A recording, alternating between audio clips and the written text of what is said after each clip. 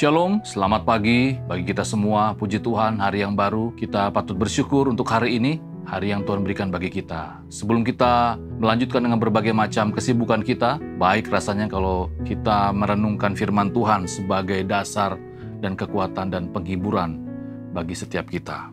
Lukas pasal yang ke-19 ayat 1 sampai ayat yang ke-5 menjadi dasar perenungan kita. Demikian firman Tuhan. Yesus masuk ke kota Yeriko dan berjalan terus melintasi kota itu. Di situ ada seorang bernama Zakeus, kepala pemungut cukai, dan ia seorang yang kaya. Ia berusaha untuk melihat orang apakah Yesus itu. Tetapi ia tidak berhasil karena orang banyak sebab badannya pendek. Maka berlarilah ia mendahului orang banyak, lalu memanjat pohon ara untuk melihat Yesus yang akan lewat di situ. Ketika Yesus sampai ke tempat itu, ia melihat ke atas dan berkata, "Zakeus, segeralah turun, sebab hari ini aku harus menumpang di rumahmu." Puji Tuhan, firman Tuhan yang begitu menarik.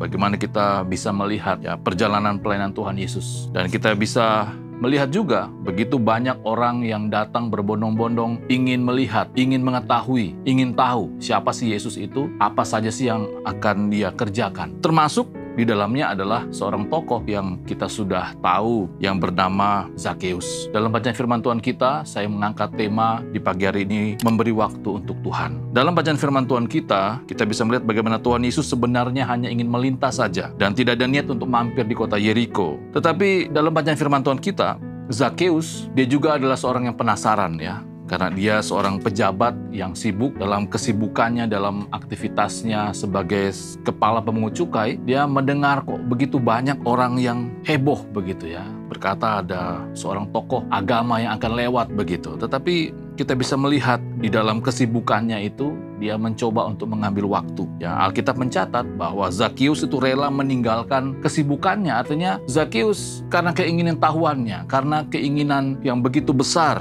dia memberikan waktunya. Bahkan dia juga rela berdesak-desakan, berlelah-lelah, yang biasanya dalam konteks orang kaya, mungkin hal seperti ini dihindari. Tetapi untuk membayar penasarannya dia rela berdesak-desakan dan berlelah-lelah. Bahkan juga rela meninggalkan kehormatannya sebagai kepala pemungut cukai dengan memanjat pohon. Itu sebuah hal yang bisa dikatakan memalukan begitu ya. Seharusnya dia bisa meminta kepada para pejabatnya untuk membukakan jalan atau membukakan akses begitu. Tetapi tidak, dia memanjat pohon karena memang badannya pendek. Semua dilakukan oleh Zakeus demi melihat Yesus yang sebenarnya dia sendiri tidak mengenalnya. Siapa itu Yesus? Tetapi karena dia penasaran, dia memberikan waktunya yang berharga itu untuk mencari tahu siapa itu Yesus. Dalam konteks kita sebagai orang percaya, bagaimana? Kita sebagai orang-orang yang sudah percaya kepada Yesus Kristus, sudah memberikan hidup kita kepada Yesus Kristus, bahkan Yesus Kristus sudah berkarya dalam kehidupan kita, sudah menjadi penyelamat kita. Apakah kita juga sudah memberikan waktu untuk Tuhan Yesus? Memberikan sedikit waktu misalnya dalam berkomunikasi dengan dia, dalam merenungkan firman-Nya. Kiranya firman Tuhan di pagi hari ini kembali lagi dapat mengingatkan kita, dapat mendorong kita, memotivasi kita. Sesibuk-sibuknya kita, mari kita memberikan waktu untuk Tuhan. 24 jam Tuhan berikan kepada kita. Sama seperti Zakeus juga. 24 jam juga diberikan kepada Zakeus. Tapi Zakeus punya kerinduan, keinginan tahuannya, dia berusaha memberikan waktunya dan tenaganya. Kiranya firman Tuhan di pagi hari ini dapat memberkati kita semua.